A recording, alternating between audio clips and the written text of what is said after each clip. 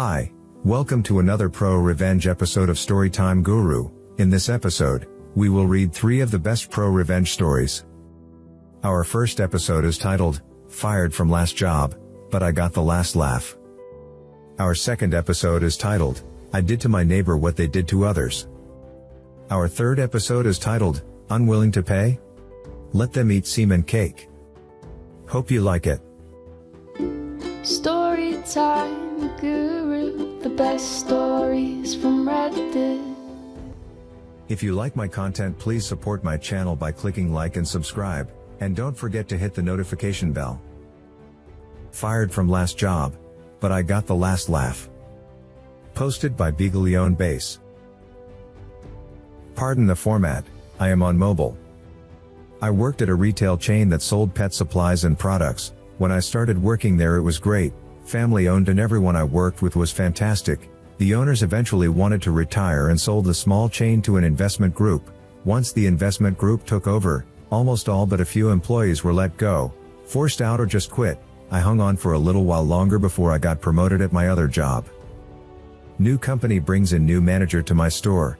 My store was the top performing store in the entire chain, bringing in about $10,000 to $12,000 per day on average. It was always more on weekends and especially around the holidays. The new manager is a Mr. Company man. Company told him they only want employees around for 2 to 3 years. Myself and 2 others had been there 10 years, so naturally he began ruffling feathers and giving us all a hard time. Unfortunately he decided on me first. Mr. Company man found out I worked 2 jobs. The 2 jobs are not in related fields, so there was no chance of any conflicts of interest on my end. However, my second job requires me to work nights and weekends. When Mr. Company man found this out, he demanded I work nights/weekends there, so it was fair for everyone. I didn't work nights and weekends there because I was that store's only OSHA certified forklift operator, and deliveries didn't come at night. They came weekday mornings, every day. Mr. Company man didn't want to hear that, and told me I either had to work nights and weekends, or that day would be my last day. I told him, don't threaten me with a good time. I suppose today is my last day then. I was pretty pissed about that, but it's not a big deal now. Ended up being the greatest thing that ever happened to me. I went home early, didn't finish my shift, because FM. But when I got home I decided to call my local OSHA inspector and report them for not having a certified operator on staff, as well as numerous other hazards. Needless to say, they lost close to 3 weeks' profit from all the violations the inspector found. I was surprised they even showed up. In my state the inspector will call you back after an inspection and tell you if your claims were founded or not. Mine were, and Mr. Company man got his ass chewed out so bad he ended up quitting. TL. Dr. Job fires only OSHA certified forklift operator. I call OSHA and report it. Company is fined up the arse. New manager quits. Edit. Wow, I didn't expect his to really get any attention. Thanks all for the awards. To add a bit more, after I was fired it really motivated me to get my behind in gear and get back in school, working as a stationary engineer now. Thanks everyone. Edit 2. Wow, this really blew up. I am editing again to make a few clarifications. My state does not have a forklift license, it's really called a power lift operator's license. The license needs to be renewed every 4 years. There are 7 classes of power lift here. I was certified in 1 through 6. Class 7 being any lift equipped with pneumatic tires, which I would never have needed to use, because ours was a Class 5.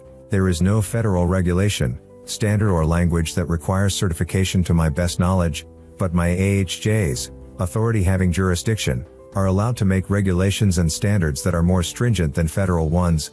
These standards and regulations are typically enforced my local Department of Labor office or OSHA office. Thanks all. Best reply by T_bone_steak.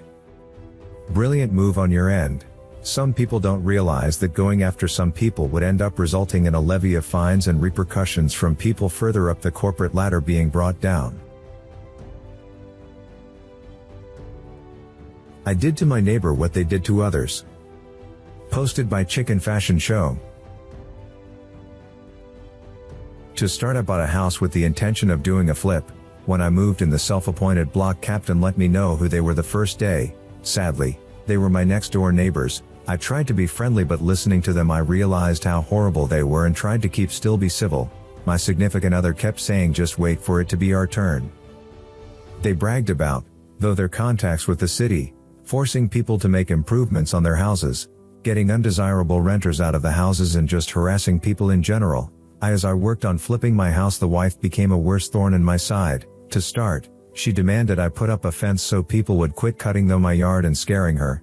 Then, her and the husband demanded I take care of the weeds in the yard, where they will do it and bill me. After that, a tree scraped their shingles, and they asked for $1,200 to replace them. The tree was there before I moved in, and by co-ed they are responsible to cut back the branches to the property line. When I wouldn't pay, they had a relative jump my fence and cut the trees down. Needless to say, I began to ignore to them, so she became a constant gnat and moved on to another target.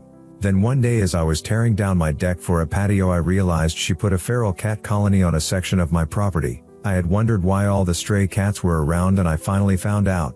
I reached out to the city and demanded it be removed, but they said she followed the law on getting it in place. As I tried to get it shut down, she began unhinged behavior, from standing in her window staring at me, yelling out the window at me, to hitting the fence with items to scare my dog. Here my revenge started. I started by filing a HRO/harassment restraining order against the wife and had it granted ex parte with the evidence I provided, or course she contested as it was defamatory to her character. Before the hearing, the husband tried to physically intimidate me, so I filed one against him and it was also granted ex parte. In the hearing it came up that there was an HRO against the husband as well. They dogged being served until I had it published as a means of service. I started to make complaints about them and their house. Also, I made police calls when necessary. As I did this, the other neighbors began to realize they could do to them what they had done to them and others. For example, as I was having my front door replaced, needing a building work permit, I knew they were doing internal remodeling. So I called a city inspector and they were fined for not having permit. As she ran it at the inspector, he looked at my window and saw I had mine displayed. Their back porch became hoarded, so I made another call to a city inspector, and they had to clear it out. Then they had a broken window on the porch door, so I called an inspector, and they had to replace the door. Next, the paint on their house was peeling, so I called an inspector, and they had to repaint. The inspector also found the wood underneath was rotted along with their front porch was sloping, so they needed to fix the front porch, sections of wood, and repaint. Through all this, they had up cameras to prove they were not doing the things I said, i.e., hitting the fence. They also pointed a camera at my backyard, as it was legal to point a camera into my yard, and a part of my HRO was her intrusive watching behaviors. I gave the camera the middle finger on my way to and from my garage. When she complained, with the city tiring of her, their response was she was admitting to intrusively watching me. The fight over the cat colony came to an end when I realized one of the cats had a serious disease, and I began to capture them and turn them into animal control. Don't worry, animal control was part of the feral cat program, so they would not be put down, but the neighbor would have to pay a fine to get each cat out or have the colony closed. Finally, I caught the sick one and it had rabies. Part of the program was for her to capture each new cat, have it vaccinated, something she admitted to willing not doing on her GoFundMe for the colony. I soon had the GoFundMe shut down when I provided the evidence she was not using the funds as she stated they were going to be used. The city now had to act to close the colony. The person at Animal Control who wouldn't respond to my complaints was fired. The neighbors called in a city mediator who we met with, presented all the evidence and said we would not meet with them, and provided extremely racist tweets they made about neighbors. The city cut ties with them as community leaders. With their power to bully gone, and having spent what I can only imagine in fines and repairs, like they did to numerous other neighbors, after 14 years they sold their house and moved out, way out to the suburbs where they only have one neighbor about 50 yards away. They knew I was wrapping up my flip and would be out in less than a year, without being able to bully their neighbors. With people having their back, they seemed to have no further reason to stay. Needless to say, I did several more things to wear them down. Finally, when I listed my house, it was sold while theirs was still on the market. As a final FU to them, I reported to the county they had both the new and old house listed as their homestead, meaning they were paying less in property taxes, so they got hit in with more fines on my way out. Best reply by Marshall. Mellow. You flipped the house, you flipped them off, and you flipped the tables on them. What didn't you flip? Unwilling to pay? Let them eat semen cake. Posted by the Cunt Hunter 6969. So, I'm a 17-year-old web dev who can make basic websites and stuff to earn money for video games. The job's pretty easy for the pay. I get picked up by some local bakery so people could pre-order cakes and stuff online. Took a few hours to puke out a functional back end and a day to make it all pretty, thanks Bootstrap.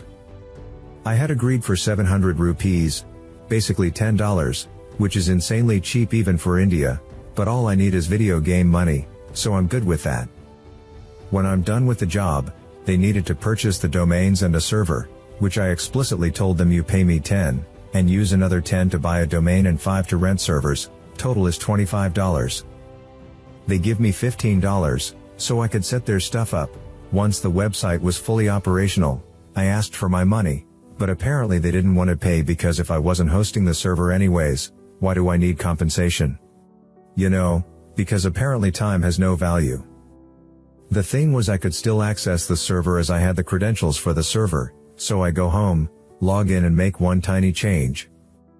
The way the website works is that there's a customer page which shows you your orders and there's a page for the store owners to see orders, payments, etc. Here's what I did. Added a small inconspicuous may contain semen warning in all product details. In the page where it shows you order confirmations to the customer, some options are changed with semen, so like semen frosting, one by random.